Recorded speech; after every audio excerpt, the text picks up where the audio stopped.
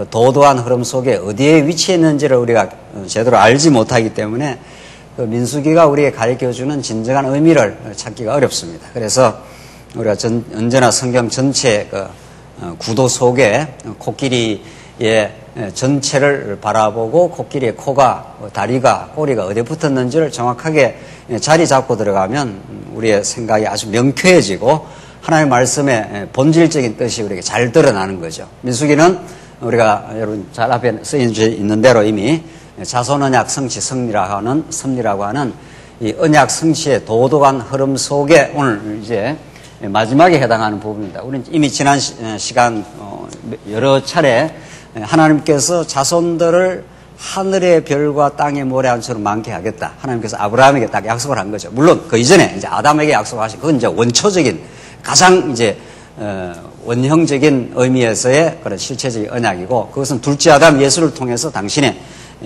자손도 번창하고 땅도 주시고 통치해 주시는 둘째 아담 메시아 예수 그리스도를 통해서 보여줄 가장 근본적인 언약이고 그런 근본적인 실체적 언약을 우리에게 실감나게 깨닫게 해야 될 거 아닙니까? 그건 근본적이고 영적인 거니까.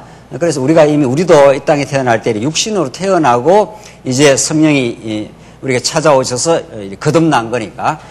그래서 이게 육체적 방식으로, 육적인 방식으로 성경도 기록이 된 거죠. 그게 이제 아브라함에게 약속한 육적 차원의 언약입니다. 그걸 우리는 모형적이라고 하지 않습니까? 이 히브리서에서 이건 하늘의 것의 모형과 그림자라 히브리서가 그렇게 말하는 그 표현을 그대로 따가지고 우리가 이걸 개념화한 거죠.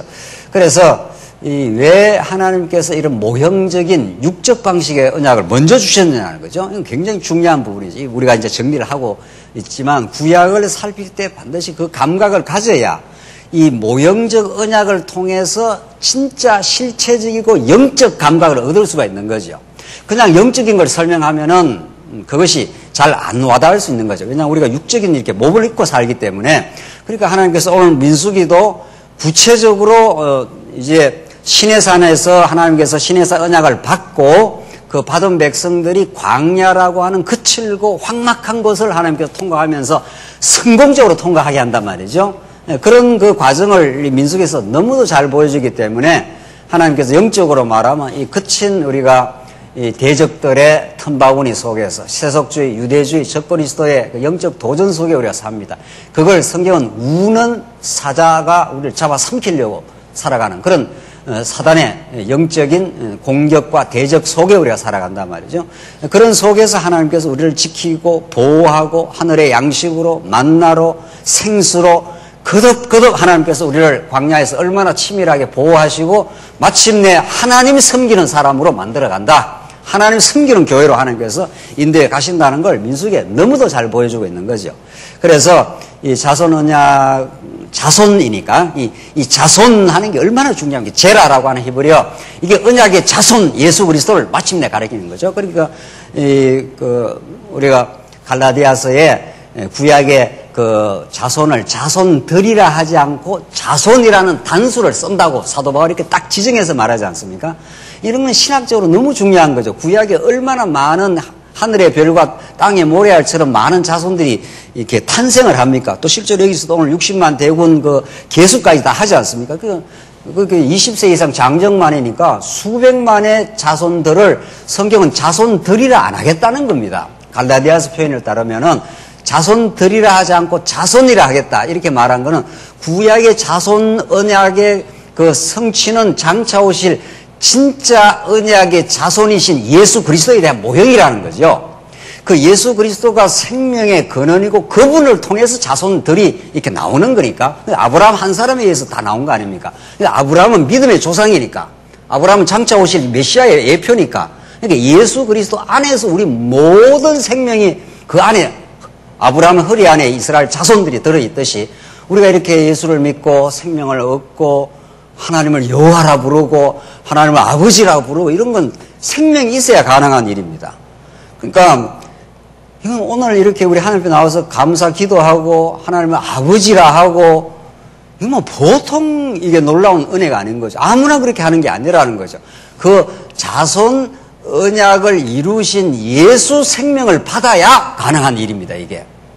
그러니까 지금 민수기서가 이제 그런 그 배경을 깔고 그 수많은 자손들을 번창시켰다 하는 것은 장차 오실 메시아를 통해서 자손을 번창하겠다는 말 아닙니까?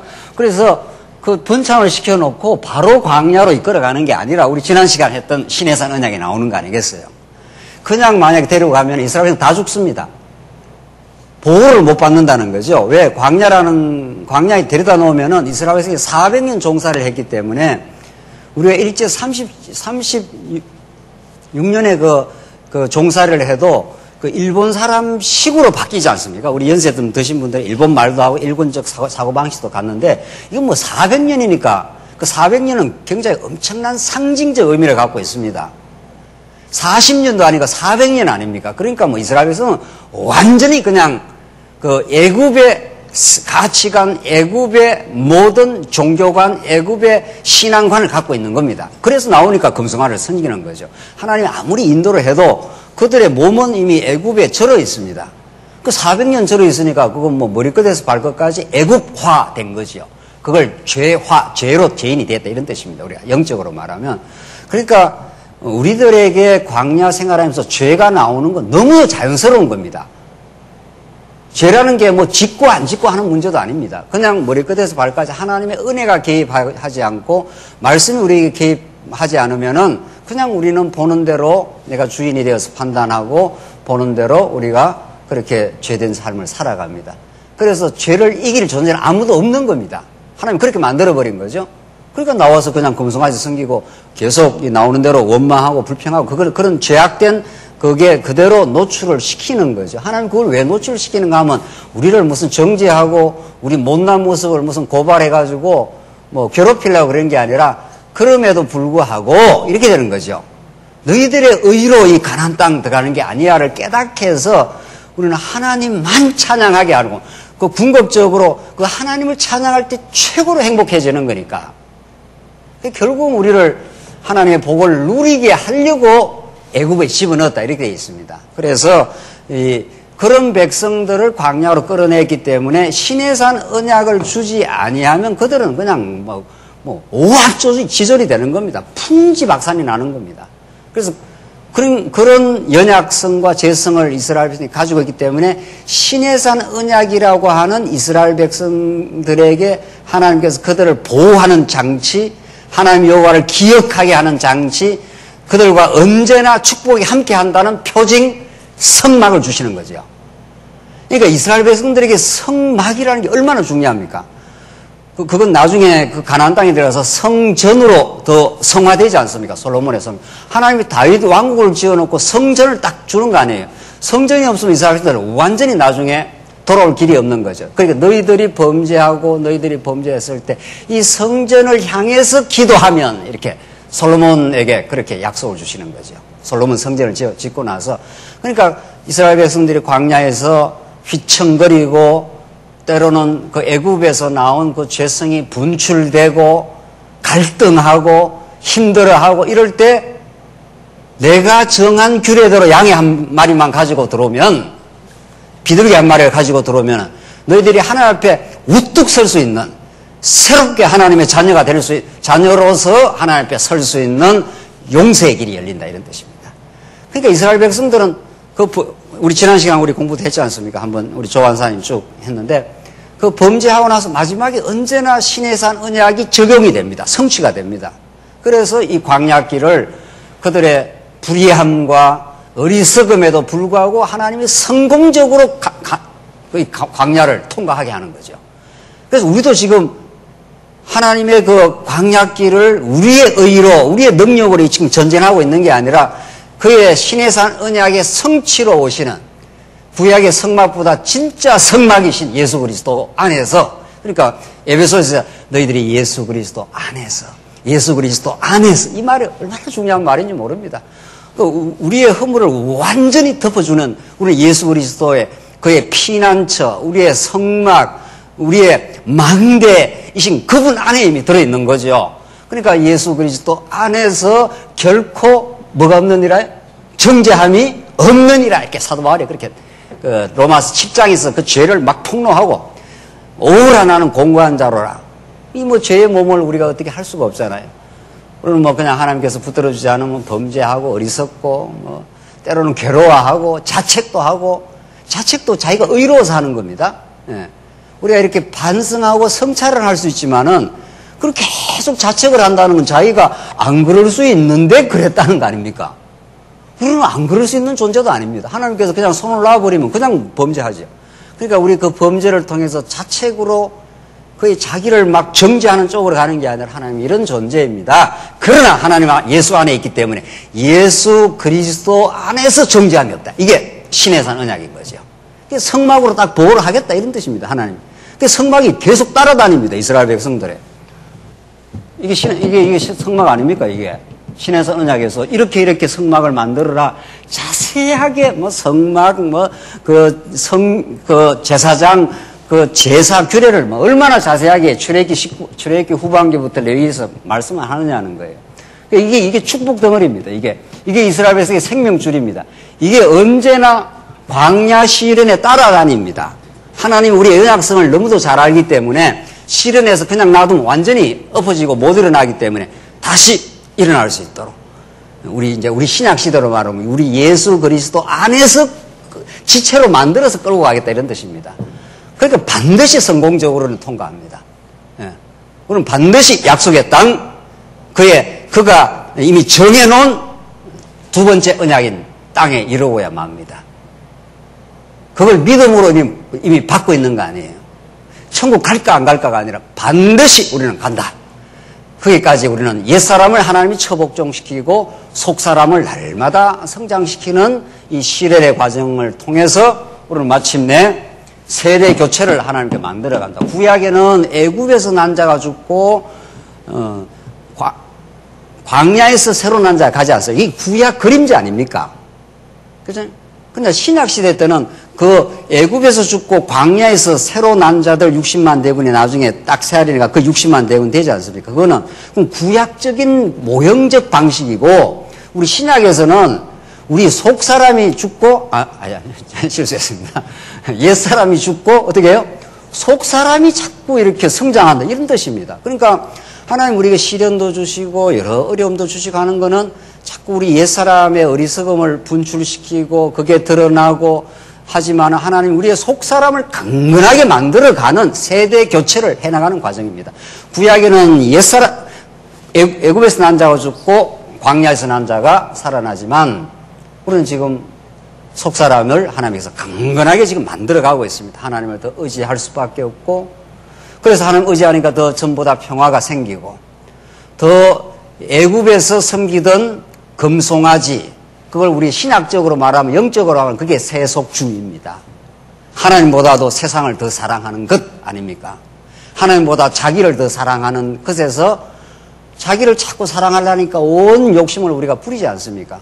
그런데 하나님 우리를 너무도 사랑한다는 걸 깨닫고 나니까 신의 산 언약을 받고 나니까 이거는 이건 사랑 덩어리입니다. 이거는 내가 너를 끝까지 보호하고 내가 너를 위해서 죽어주겠다 이런 뜻입니다. 양을 한 마리 죽이지 않습니까? 우리의 죄 때문에. 그래서 내가 너를 보배로운 백성으로 만들겠다 이런 뜻입니다. 세굴라 하는 하나님 앞에서 가장 보배로운 백성으로 내가 만들어서 거룩한 백성을 내가 만들어버리겠다 이런 뜻입니다. 우리 자녀들 가장 보배롭게 보지 않습니까? 그러니까 어떤 것도 주지 않습니까? 우리 자녀들에게. 그의 아들을 주신 분이 어떤 것도 하나님 주시지 않겠느냐? 이게 로마서의 약속의 말씀입니다. 하나님은 우리한테 최고 좋은 걸 주십니다. 그러니까 시련도 최고 좋은 선물입니다. 그 시련이 나를 나대게 하고 나의 옛사람을 포기하게 만들고 하나님 쪽으로 가게 하는 거니까. 그게 선물이죠. 우리한테 주어진 어떤 것도 최고의 선물 아닌 게 없습니다. 그렇게 민수기서가 해석을 우리한테 증거하고 있는 거 아니겠어요? 그러니까 오늘 민수기서는 말씀을 들으면 맞아. 하나님께 내게 지금 주신 일이 힘들고 고되지만은 이게 나를 속 사람을 강건하게 만드는 하나님께로 점점 더 전진하게 만드는 그런 하나님의 살아있는 섭리구나. 이게 오늘 우리 공부하는 민수기입니다. 이런 흐름 속에서 이 말이 나와야 지금 우리가 이 민수기 서론을 지금 하고 있는 거 아닙니까? 그러니까 이런 하나님 자손을 번창하는 내용, 신의 산 언약 이런 거 뚝 잘라버리고 제가 지금 도서관에 제 연구실에 가보십시오. 막 책이 막 막 책에 채워 죽습니다, 제가 지금. 하도 책이 많아가지고. 책 많이 산다고 막, 하여튼 집에서 너무 막 책을 많이 그만 사라고 이제, 제발 좀. 뭐 그래도 제가 참조하고 논문을 쓰려니까 할 수 없이 사지 않습니까? 뭐 책을 제가 한두 권을 봅니까? 민수기 일 보면은. 참, 민수기를 이렇게 봤을 테겠냐. 민수기 이거 하나 이거 따로 떼가지고 무슨 뭐가 나오겠습니까, 복음이. 신에서는 언약 뒤에 이걸 딱 줘야 이게 신에서 언약을 주시고 광야로 끌고 가기 때문에 그 광야에서 우리를 보호하시고 진리를 깨닫게 하시고 하나님의 은혜를 깨닫게 해서 지금 끌고 가는 거란 말이죠. 안 그러면 못 견딥니다. 그래서 이 민수기서가 얼마나 놀라운 이 광야 삶을 살아가는 그 여정을 잘 드러냅니다. 이제 보십시다. 이제 민수기가 이렇게 되어 있습니다. 우선 오늘 본문은 1장에서 9장까지를 우리가 참고를 하겠는데, 광야 생활이 뭐라고 되어 있습니까? 준비 아닙니까? 하나님은 아무 대책 없이 막 끌고 가는 법이 있습니까? 준비를 잘 시켜놓고 시련의 광야로 몰아갑니다. 우리 아이들 제대로 이 골격도 안 생기고 뭐 나이도 안 먹었는데 군대 막 보내는 그런 나라, 그런 부모는 없잖아요. 이미 군대에 가서 막 엄청 훈련 받고 이렇게 하려면은 부모가 이미 먹이고 입히고 해서 이 골격계가 이미 탄탄하게 만들어 놓지 않습니까? 그리고 이미 자기를 방어할 수 있는 그런 심리적인, 정신적인 태도가 되어 있을 때 이렇게 군대도 보내는 거 아니겠어요? 사회생활도 하도록 막 밀어넣는 거 아닙니까? 그렇게 안 하고 막 그냥 밀어넣는 그런 세상에 그런 나라가 있습니까? 그러니까 적당한 이렇게 세월이 지나가서 그렇게 준비시켜서 하듯이 하나님은 얼마나 자상하시고 그냥 아무렇게나 시련도 주는 게 아니다. 우리 교회가 견딜 만도 하니까 주는 겁니다. 이제 아멘을 해야 되는 건데 말이죠. 견딜만 한 거니까 주시는 겁니다. 예. 뭐 이제 처음 말씀 들었는데 막 시련 갖다 대면은 견디겠습니까? 예. 하나님께서 시련도 주지만 피할 길도 주시고 또 견딜 만도 하고 또 그걸 통해서 더 강건하게 만들 그런 준비 작업을 해놓고 하나님께서 하시는 겁니다. 뭐 틀림없습니다, 이거는. 그러니까 하나님께서 광야 생활을 준비시키는 그 준비 두 대목을 우리는 오늘 확인하는 겁니다. 두 대목을. 이게 얼마나 놀라운 복음인가. 두 대목이 첫째가 대열의 정비고 하나님이 광야로 막 인도해 가는데 그냥 오합지졸이 돼갖고 막 끌고 가지 않는다 이런 뜻입니다. 대열을 딱 정비해서 어느 지파는 어느 장소 어느 지파는 어느 장소 하나님이 얼마나 질서정연하신 하나님인지 모릅니다. 정말. 그 하나님 무질서의 하나님이 아니라 고린도 그 전서에 나오지 않습니까? 그 굉장히 중요한 말씀이거든요. 아무렇게나 막 자원한다고 아무렇게나 하는 게 아닙니다. 신앙 양심의 자유를 허용하지만 교회 질서라는 게 있다는 거 아닙니까? 오늘 이 본문을 우리가 공부해 보면 하나님께서 광야길을 걸어갈 때 대열 정비를 하게 하는데 두 번째, 무슨 대열 정비가 첫 번째 내용이고 두 번째가 이스라엘 백성 신의 산 언약을 준 이유는 애굽에서 나온 사람들 아닙니까? 이 사람들. 그러니까 뭐 머리끝에서 발끝까지 죄악으로 물들어져 있습니다. 그러니까 광야를 가려면 하나님께서 그들을 한번 깨끗한 거룩하게 구별된 너희들은 내 자손들이야. 이걸 한번 인을 쳐줘야 될 거 아닙니까? 그래야 우리가 때로는 실수하고 범죄할 때 빨리 돌이키죠. 아, 내가 하나님의 거룩한 자녀였지. 내가 이거 실수해도 하나님 나를 늘 자녀로 인정해 주시지. 또 거룩한 자녀이기 때문에 거룩한 삶을 살아가도록 우리가 마음을 모으고 해야 되겠지.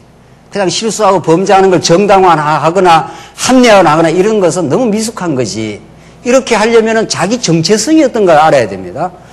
여러분들 여기 우리 권사님들, 우리 연세 권사님들은 잘 모르는 거지만 우리 남성 동지들은 그 군대에 갔다 와서 예비 군복을 입혀놓으면은 아무데나 가서 그 방뇨도 합니다. 막 군인들은 아무데나 가서 좀 그런 개념이 없어요. 그 자기가 지금 갑자기 신사다가 신사로 있다. 신사는 그거 아무렇게나 그렇게 하지 않습니다. 옷이 딱 깨끗하게 입고 신사하면 화장실 갈 때 딱 화장실 가야 되는데 예비군복을 입혀놓으면은 자기가 예비군이 돼버리는 거예요. 그 예비군은 뭐 누가 봐도 상관없어요.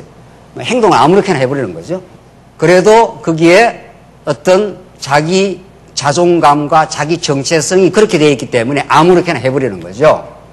그 부끄러운지도 모르는 거죠. 그러나 우리가 거룩한 신분, 하나님의 사랑받는 자녀, 깨끗한 하나님이 우리를 의롭다 하신 하나님의 놀라운 그 은총. 그래서 우리가 거룩한 백성이 되어서 이렇게 교회 세상과는 구별되는 그런 거룩한 교회 백성이 되면 그렇게 행동을 아무렇게나 하지 않습니다. 우리가 할 수만 있으면 하나님의 뜻을 따르고자 하고 정말 실수했을 때 하나님께 인정하고 새롭게 고치려고 하고 그렇지 않겠습니까? 그게 하나님의 자녀라면. 그러니까 오늘 이 광야 생활의 두 번째 준비에서 성별을 딱 하나님께 다시 한번 확인시켜주고 떠나게 합니다. 그래야 그 전진하면서 실수도 하고 범죄도 할 때 내가 하나님으로부터 은총을 받은 거룩한 백성이야 라는 자기 정체성을 딱 확인하고 또 전진하는 거죠. 우리가 때로는 어떤 실수를 해도 다시 빨리 그리스도 안에서 복구가 되는 거죠. 복원력이 빠른 거죠. 그러나 복음이 이런 확고한 하나님의 성별을 이렇게 안 해놓으면은 마음대로 막 살아버리는 거죠. 애굽에서 난 그 죄성대로 막 살고 그에 대한 깨달음이나 그에 대한 돌이킴이 없을 수 없는 거죠. 그래서 정말 우리가 복음을 깨닫는다는 것은 전보다도 더 날마다 성장해 가는 거고 더 거룩한 삶으로 우리를 전진하고 또 그것이 우리 삶의 큰 기쁨입니다. 세속적인 삶에서 거룩한 삶으로 신분도 바뀌어졌을 뿐만 아니라 삶의 내용도 가치관도 그렇게 자꾸 바꾸어 간다는 거죠. 그게 성별입니다. 이게 요 두 가지를 하나님께서 확고하게 딱 만들어 놓고 1장에서 9장까지 만들어 놓고 이제 광야로 가 이렇게 하나님께 인도해 간다는 거죠.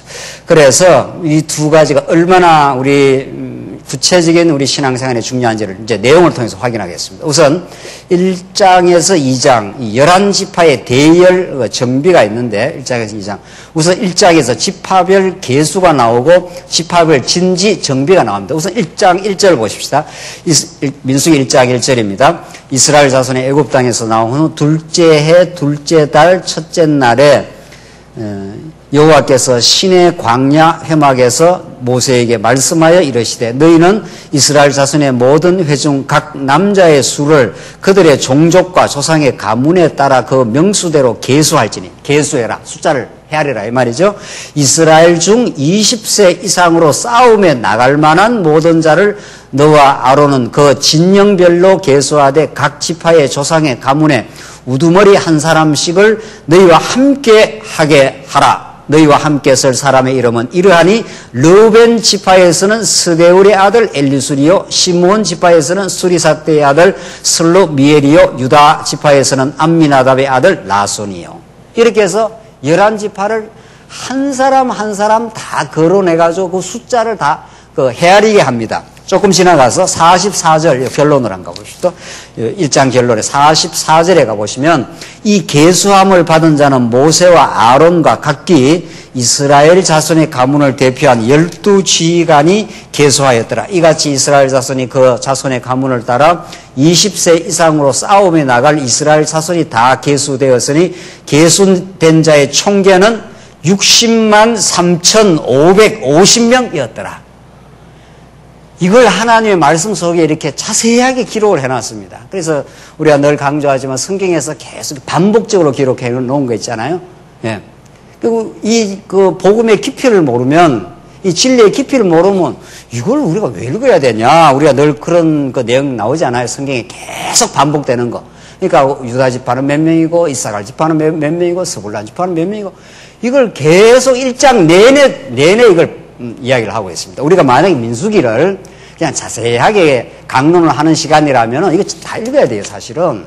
뭐 건너뛸 게 있나요? 뭐 바쁠 일이 있나요? 그러나 지금은 우리가 전체 계관을 확확 잡아가지고 그냥 골격을 잡는 걸 우리가 또 이 수요일 강좌에서는 하기 때문에 그냥 이제 굵직굵직하게 가기 때문에 안 읽지만은 뭐 그렇게 바쁠 일은 없는 거예요, 말씀 공부할 때. 자세하게 공부할 때는 그냥 자세하게 읽는 겁니다, 이거. 무슨 지파는 몇 명, 무슨 지파는 몇 명, 계속 나오지 않습니까? 계속. 이 계속 나오는 건 의미를 알고 읽으면 말이죠. 이건 뭐 놀라운 하나님의 복음이에요. 성경에 어떤 본문이 더 복음적이고 어떤 본문이 덜 중요한 이런 본문도 없는 겁니다. 참 우리가 성경을 그동안 전체 구조와 이 언약 중심으로 본다는 건 참 놀라운 축복은 축복이에요. 왜냐하면은 이런 본문을 당하면은 구약학자들이 아주 난감해합니다. 실제로 뭐라고 설명을 하겠어요.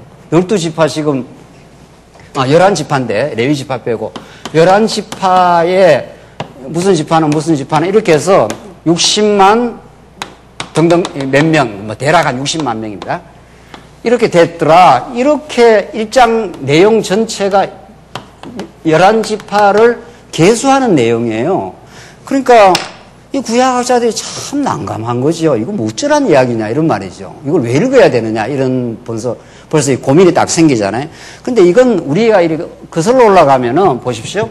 여기 지금 광야 실현 가운데 대열 정비하는 가운데 그 대열을 정비할 그 백성 20세 이상 이 싸움할 수 있는 그 백성 그 전사들의 수를 지금 헤아리는 거야. 실제로는 뭐 수백만 명 되지 않겠어요. 이게 이렇게 거슬러 올라가면은 이게 어디하고 딱 맞아 떨어집니까? 자손 언약하고 딱 걸려 들어가요, 이게. 하나님이 앞에서 아브라함에게 너희 하늘의 별수와 땅의 모래알처럼 많게 해준다.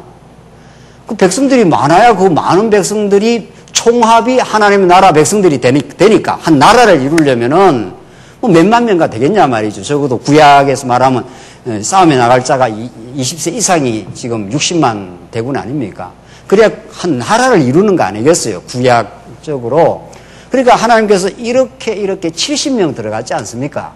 그리고 학대가 얼마나 많았습니까? 막 백성들이 막 번창을 하니까 사내아이 다 죽여버리라고 바로가 그렇게 학대하고 그 자손 번창을 저지하려고 그랬습니다. 그러나 하나님의 뜻은 막을 수가 없다 이런 뜻입니다. 그렇잖아요? 하나님 백성들이 강건하게 이 자손이 번창해 나가고 이 신앙이 성장해 나가는 이 길인데 이걸 사단 권세가 막을 수가 없어요.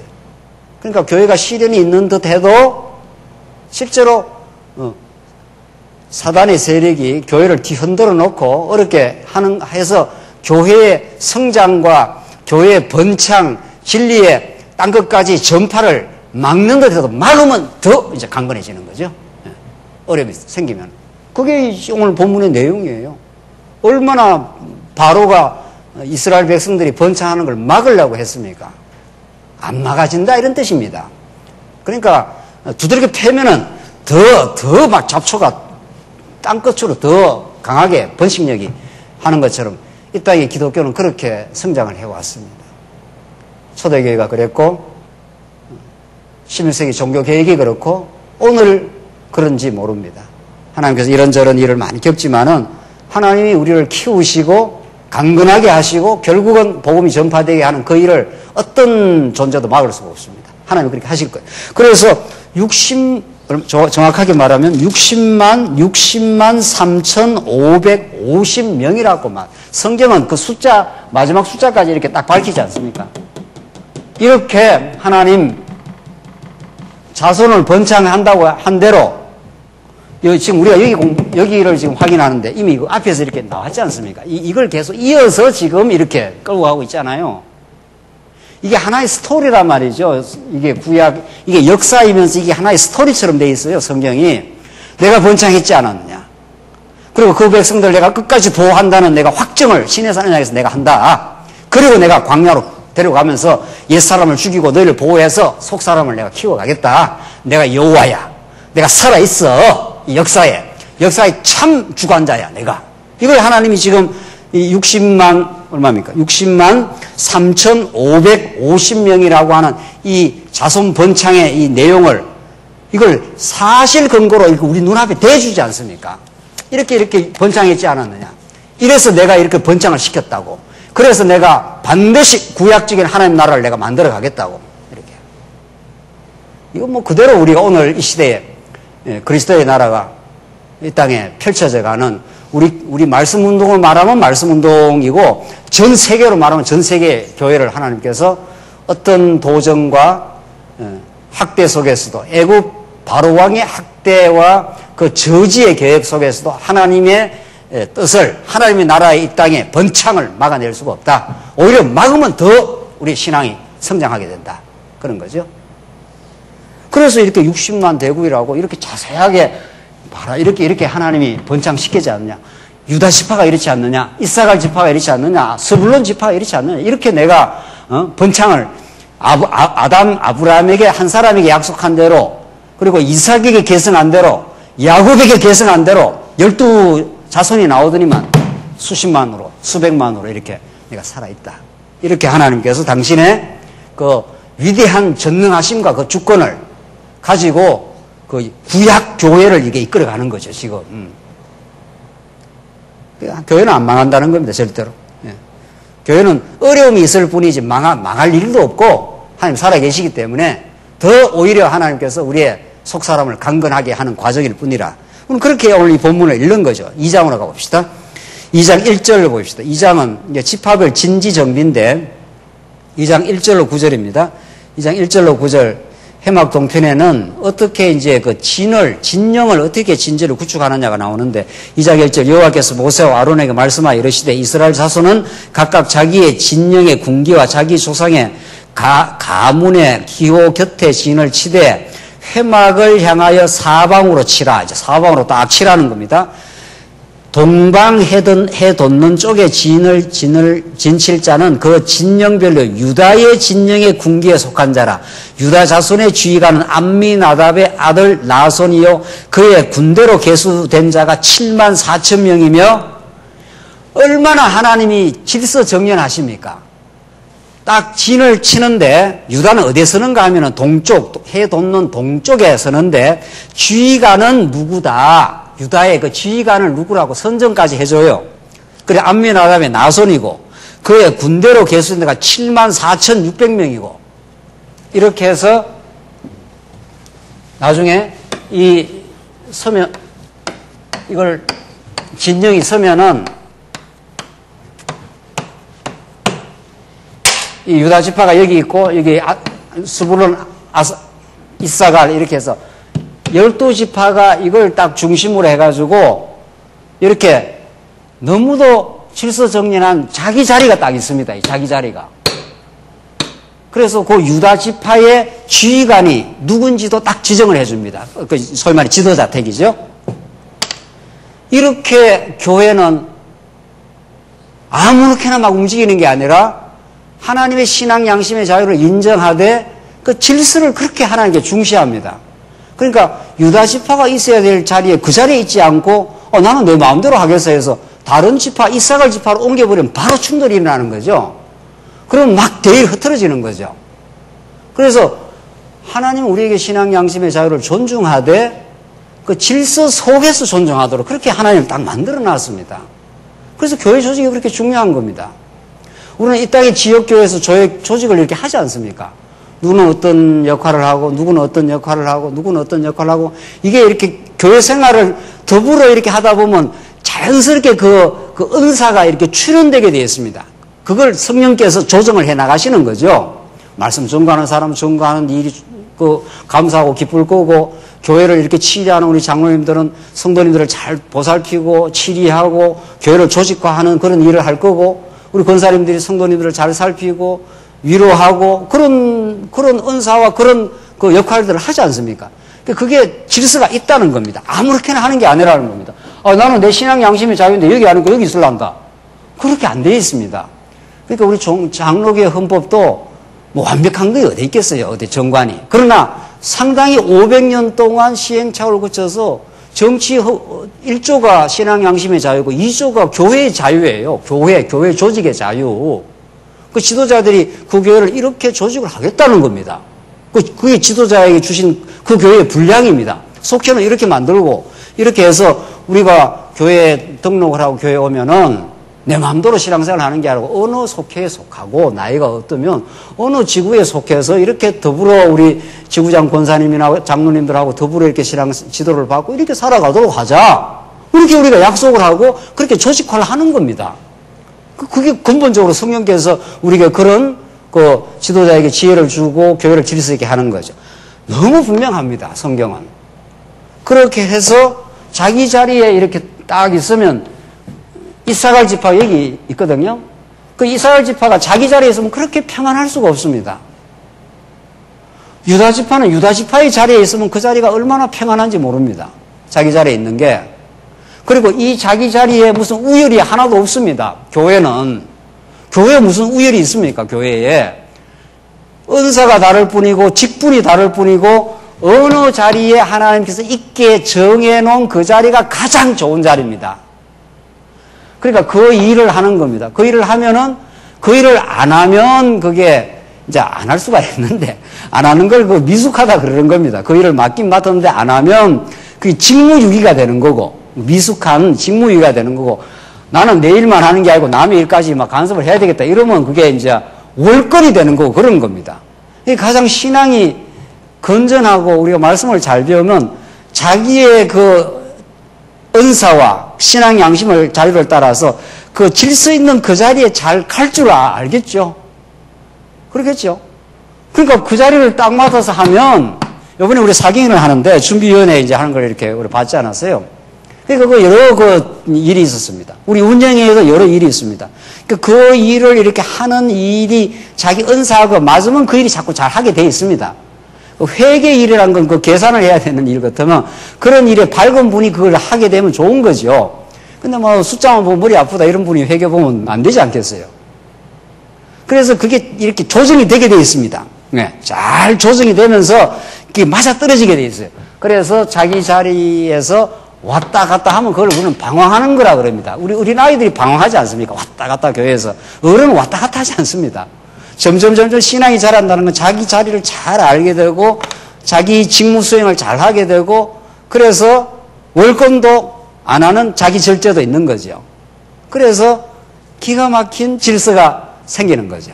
그래서 우리는 신앙 양심의 자유를 존중을 합니다. 성도님들 교회를 억지로 나오게 한다든가 꼭 안 나오면 안 된다는 이런 강제 조항이 없잖아요. 뭐 재직이라든가 그걸 억지로 우리는 안 시키잖아요. 그분의 바탕 속에 신앙의 바탕 속에 내가 교회를 봉사하겠다고 정말 내가 교회에 기꺼이 내가 짐을 지겠다고 이런 분들을 우리는 재직으로 세우지 않습니까? 그래서 그런 분들 가운데 교회를 잘 정말 성도를 살피고 교회를 치리하는 그런 분들을 성도들한테 인정받은 자 그런 자를 장로로 권사로 이렇게 점점 세워가겠죠. 그렇게 해서 교회는 정말 이건 조직적이고 그래서 신령한 조직이 돼 우리 지역교회에서는 그 신령한 조직이 제도적 차원으로 이렇게 자꾸 이렇게 드러나는 겁니다. 자꾸.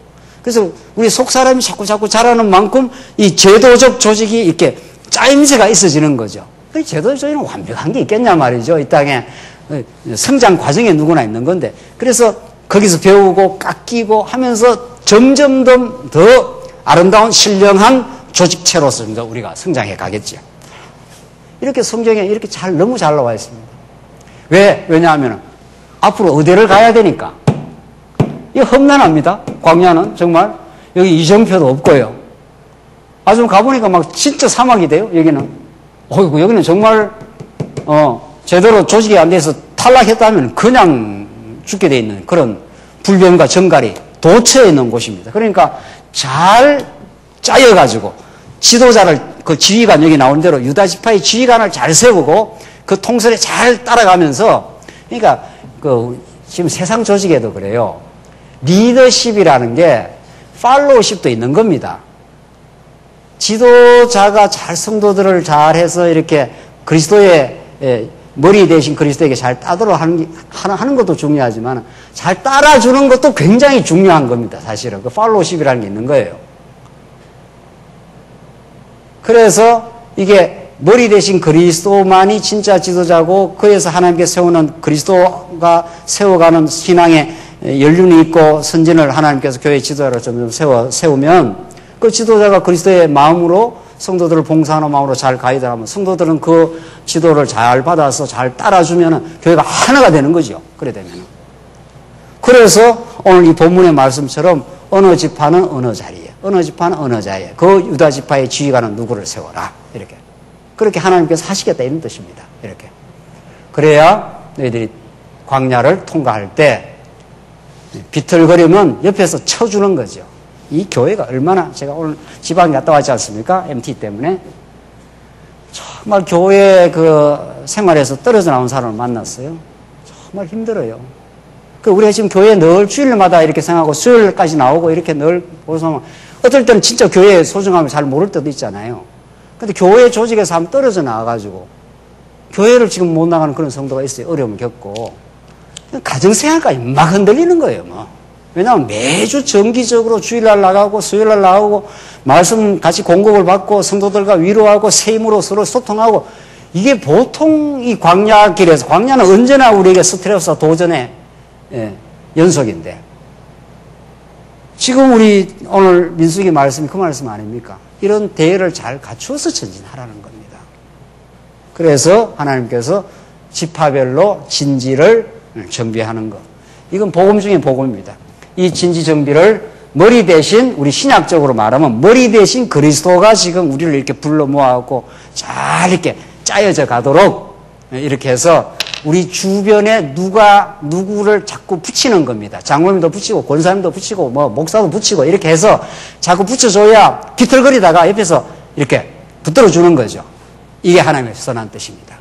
이렇게 우리가 교회에 하나님의 영광을 위해서 전진하십시다. 이런 말씀들이 교회에서 낙심을 하거나 비틀거리거나 할 때 옆에서 자꾸 쳐주면은 바로 서나가는 거죠. 우리 오늘 저녁도 잘 먹었지 않습니까? 오늘 저녁만 잔치처럼 먹었네요. 밥 먹는 것도 중요하지만 밥 먹으면서 오고 가는 교회에 대한 이야기, 하나님 살아계심에 대한 인정, 이렇게 교회를 하는 거예요. 지켜나가신다고 하는 확신, 이런 것들이 대화 속에서 우리 신앙이 얼마나 강건해져 가는지 모릅니다. 그러니까 교제가 없이 교회가 세워지겠냐 말이죠. 말씀과 그 살아있는 인도를 우리가 느끼는. 그래서 교회 생활하는 게 그렇게 축복입니다, 사실은. 뭐 우리가 좋은 겁니다. 실제로는. 그러면 우리가 좋다 보니까 우리가 서로 우리 주변을 격려하고 우리 대회를 갖추기로 하십시다. 이런 말을 우리가 성경대로 하는 거죠. 성경대로. 아무렇게나 사경을 하겠냐 말이죠. 우리 준비위원을 해서 대회를 잘 갖추어서 우리 이번에 사경에 오는 성도들이 편안하도록 이렇게 하도록 하십시다. 그 준비하는 사람이 기쁨이 되는 거죠. 감사하게 되는 거죠. 이렇게 우리는 천국을 그런 교회의 대열 정비와 그 직무 수행을 통해서 실제로 맛을 보는 겁니다. 그 맛을 본 사람은 다른 즐거움이 별로 재미가 없어요, 사실은. 복음의 기쁨이 있고 교회 생활에 즐거움이 있는데 뭔 세속주의에 그래 빠지겠냐 말이죠. 뭐 무슨 세상에 그렇게 대단한 재미가 있다고요. 여기가 신령한 재미가 넘치면은 이 교회가 어려워지면 막 성도들이 가정생활, 사회생활도 흔들린다는 게 맞는 말입니다. 이게 진원지인데 말이죠. 그러니까 복음과 복음의 기쁨을 나누는 공간에 여기서 힘을 못 받으면 비틀거리게 돼 있는 거죠. 그래서 우리가 안타깝게 기도를 하는 거 아닙니까? 하나님, 이 대열이 어서 잘 갖춰지게 하시옵소서. 그래서 정말 교회에는 신앙이 강한 사람만 찾아오는 게 아니잖아요. 연약한 성도들, 청년들, 어린 아이들, 그런 성도들이 잘 교회의 이 좋은 대열 정비 속에서, 이 울타리 속에서 잘 강건해지도록. 이 복음 중에 복음이에요. 그래서 2장 전체 내용이 그렇습니다. 전체. 그 다음에 3장, 4장에는 레위 자손들의 대열 정비가 있고 말이죠. 레위 자손들, 뭐 성인 남자들, 4장 쭉 같은 메시지예요. 그리고 5장으로 한번 넘어가보고 오늘 결론 지읍시다. 5장. 두 번째 준비가 성별입니다. 성별. 자, 보십시다. 이렇게 잘 가다듬었습니다. 조직적으로 이제 교회가 잘 구약식으로 말하면 이 성막을 중심으로 해서 딱 12지파가 대를 잘 가다듬었고, 그 다음에 하나님께서 준비시키는 두 번째 준비도, 이것도 중요한 거 아니에요. 성별입니다. 거룩하게 구별을 딱 해버려요. 하나님께서. 아버님, 이미 서두에 제가 말씀드린 대로 이 광야에 나온 백성들이 어떤 백성입니까? 애굽에 400년 동안 죄로 완전히 머리끝에서 발끝까지 죄로 물들어버린 백성이에요. 죄로 물들었지만 하나님의 사랑받는 백성 아닙니까? 네. 우리의 자녀가 시원찮다고 사랑 안 하냐 말이죠. 더 사랑하지, 오히려. 그러니까 완전히 죄로 물든 백성, 그들을 하나님께서 거룩하게 딱 구별해놓고 전진시키겠다, 이런 뜻입니다. 그러니까 얼마나 이스라엘 백성들이 확신이 오겠어요. 그게 5장 1절에 나온 첫 번째, 불결한 자를 성별하겠다는 겁니다. 그 불결한 자, 이스라엘 백성들 다 불결하지 않습니까? 그들을 꼭 깨끗하게 만들어주겠다는 겁니다. 어떻게? 1절 보십시오. 여호와께서 모세에게, 5장 1절입니다. 여호와께서 모세에게 말씀하여 이르시되 이스라엘 자손에게 명령하여 모든 나병 환자와 문둥병 환자, 개혁성경에는 나병 환자와 유출병이 있는 자와 죽음으로 부정하게 된 자를 다 진영 밖으로 내보내야 돼. 싹 보내버려. 그러니까 이 나병, 이 문둥병과 유출병이 그 불결한 것의 상징입니다. 이게 가장 불결한 거 아니에요. 문둥병이라는 게 얼마나 그 무서운 병입니까? 썩어 들어가는데도 썩어 들어가는 걸 자각 못하는 병. 그게 신약적으로 말하면 죄악의 현상입니다. 죄악. 우리가 복음을 깨닫지 보면 죄를 죄인 줄은 모르잖아요. 뭐 우리가 언제 죄 지었냐고. 왜 내가 문제냐고. 다른 사람이 문제지. 이렇게 우리가 죄로 물들여버린 인생 아닙니까? 그런 우리 인생을 하나님께서 복음의 빛이 비치면 우리가 어두움이었다고 발견하고, 그런데도 하나님께서 우리를 빛의 자녀로 만들어주시고 깨끗하게 우리를 정결케 해주시니까 말할 수 없이 우리는 감사한 거죠. 그러니까 이 구약적으로 말하면 이런 불길한 걸 쳐내겠다 이런 뜻입니다. 하나님께서 죽음 그 진영 밖으로 내보내야 돼. 3절 남녀를 막론하고 다 진영 밖으로 내보내요. 그들이 진영을 더럽히게 하지 말라 나오잖아요. 그 병에 감염이 된 사람을 막 쳐내라는 거예요. 그래서 말라 내가 그 진영 가운데에 거하느니라 하심에 이스라엘 자손이 그같이 행하여 그들을 진영 밖으로 내보냈으니 곧 여호와께서 모세에게 이르신 대로 이스라엘 자손이 행하였더라. 이 구약적인 방식이거든 말이죠. 구약에 문둥병, 유출병이 딱 걸리면 이거 뭐 보통 심각한 게 아니고 또 이 낫지도 않습니다. 이건 하나님이 거룩하다고 깨끗하게 만들어줘야 되는 거지 스스로가 이렇게 나을 수 있는 병이 아니잖아요. 유출병 피가 막 온 데서 쏟아져 나오고, 문둥병은 온 몸이 썩어 들어가는데 썩어 들어간 걸 자각도 못하는 그런 심각한 병을 진영 밖으로 내보내. 그래서 이스라엘 백성들의 진영을 깨끗하게 만들어라 이 말 아닙니까? 깨끗하게. 그게 이미 레위기서에서 얼마나 많이 나왔습니까? 레위기의 그 성화규례에서. 그래서 그 거룩하게 된 문둥병이 나은 자들을 제사장한테 불러와가 제사장이 진단하고 그래가지고 우슬초로 나중에 깨끗하게 정결하게 만들어줍니다. 깨끗하게. 여기서는 이제 막 진영 밖으로 내보내버려라. 그래서 이 진영 안에 들어있는, 진 안에 들어있는 이스라엘 백성을 거룩한 백성으로 하나님께서 만들어주겠다는 구약적 규례입니다, 이게. 이게 구약적인 규례란 말이죠. 근데 여러분과 저에게는 신약적으로 말하면 우리가 다 죄악으로 물들어 문둥병과 유출병과 같은 우리 존재에게 예수님이 찾아오셔서 문둥병을 깨끗하게 하지 않습니까? 그래서 너희들 제사장에 보여. 그 문둥병자들을 다 깨끗하게 해서. 그게 예수님이 시청각적으로 보여주시고 지금은 성령이 찾아오셔서 우리를 깨끗한 하나님의 자녀로 인쳐주시고 또 실제로 또 그렇게 하나님 중심으로 살아가도록 거룩한 백성으로 만들어주시는 그런 성결의 예비를 여기서 딱 이렇게 만들어주고 깨끗한 진영을 한번 깨끗하게 청소를 하고 뭐 이 유출병과 문둥병은 뭐 계속 침투해 들어오는 거거든요. 계속 그때 하나님 깨끗하게 한번 전진해서 이제 출발을 시키겠다. 또 들어올 수가 있죠. 그러면 또 규례의 방식을 또 해가지고 깨끗하게 정리를 하고 또 출발을 시키고 이렇게 해서 정말 이스라엘 백성들이 너희들은 내 사랑하는 거룩한 자녀 그런 걸 확인을 시켜주는 거죠. 그래서 조금 지나서 6장 한 절만 더 보고 이 나시린입니다. 6장 1절 여호와께서 모세에게 말씀하여 이르시되 이스라엘 자손에게 전하여 그들이 이르라 남자나 여자가 특별한 서원 곧 나시린의 서원을 하고 자기 몸을 구별하여 여호와께 드리려고 하면 포도주와 독주를 멀리하며 포도주로 된 초나 독주로 된 초를 마시지 말며 포도주도 마시지 말며 생포도나 금포도도 마시지 말지니 5절 그 서원을 하고 구별하는 모든 날 동안 삭도를 절대로 그 머리에 대지 말 것이라 자기 몸을 구별하여 여호와께 드리는 날이 차기까지 그는 거룩한 즉 그의 머리털을 길게 자라게 할 것이며 그 나시린이란 말이 구별된 자 이런 뜻입니다. 그러니까 포도주 독주 먹지 말고 머리에 칼 대지 말고 삭도를 대지 말고 길게 하라. 이게 하나님 앞에 구별된 표입니다.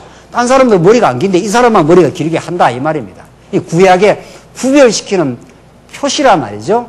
그러니까 나시린 중에 우리 그 사사기에 누가 나시린입니까? 삼손. 그래서 삼손이 머리를 기르게 하고 머리를 잘랐을 때 이 능력이 다 빠져나가지 않습니까? 하나의 구약적 표현이란 말이죠. 이게 장차 우리가 다 죄악 가운데 누구나 다 죄 중에 태어나서 죄로 물들어 있는 우리들을 거룩한 성별을 해주시려고 영원한 나실인으로 하나님께 구별된 자로 이 땅에 찾아오신 예수 그리스도의 상징이요 예표적 인물인 거죠. 그러니까 이 아까분에 우리 유출병이나 문둥병을 깨끗하게 만들어 주겠다는 것도, 그리고 나실인의 규례를 통해서 이스라엘 백성들을 구별하는 표시를 만들어 주는 것도 전부 장차 오실 한 분 진짜 구별된 자, 이 세상과 완전히 구별된 하나님의 아들로 이 땅에 찾아오셔서 우리를 구별된 백성으로 만들어 주시겠다.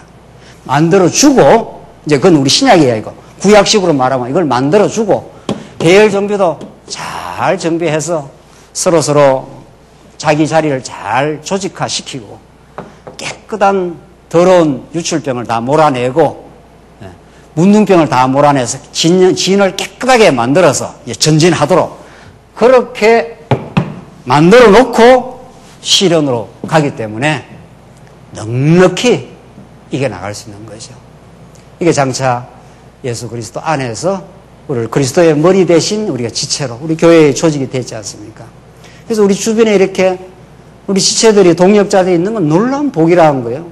하나님이 우리 주변에다 동역자를 정말 붙여주셨구나. 그게 얼마나 든든하고, 또 우리 동역자를 보면서 하나님의 손길을 느끼고, 또 실제로 우리 장로님들과 권사님들이 성도들을 돌아보면서 성도들의 위로와 힘이 되고, 교회가 어려울 때 특별히 더 참 그 자리를 잘 지켜주시고, 그래서 그 자리에 든든하게 서 있는 것만으로도 교회에 힘이 되고, 그리고 우리가 실수하고 범죄하는 걸 또 잘 알기 때문에 우리를 거룩한 백성이라고, 깨끗한 우슬처럼 깨끗하게 씻어주겠다고 우리를 하나님께서 그렇게 만들어 놓고 이제 전진해라 이 말이죠. 그래서 우리가 두려움 없이 광야를 갈 수가 있는 거죠. 얼마나 광야가 거칠고 고단한지 모릅니다. 그러나 하나님의 위로와 교회의 축복과 성별의 축복이 늘 함께 따라다니기 때문에 우리가 언제나 하나님을 찬양하고 전진할 수가 있습니다. 오늘 이 민수기서가 특별히 우리 교회에 참된 양식이 되길 바랍니다. 기도하십시다. 자비하신 하나님 아버지, 은혜를 감사합니다. 하나님, 신의산 언약을 넘어 이제 광야로 하나님께서 이스라엘 백성들을 인도할 때 얼마나 하나님이 치밀하게 이스라엘 백성들을 준비시켜 대열도 정비케 하시고 그들을 깨끗하게 거룩하게 만들어 주셔서 이제 광야로 인도의 감을 배웠습니다. 오늘 우리에게 주신 여러 광야의 시련들을 저희들 하나님께서 잘 통과할 수 있도록 지금도 우리를 점점 교회가 가다듬고 그 많은 흔들림과 어려움 속에서도 대열을 갖추어 가게 하셔서 감사합니다. 또 우리를 늘 거룩하다고 그리스도 안에서 인쳐주셔서 감사합니다. 이 말씀이 우리가 앞으로 전진해가는 참된 힘이 되게 하시옵소서. 예수님 이름으로 기도하옵나이다. 아멘.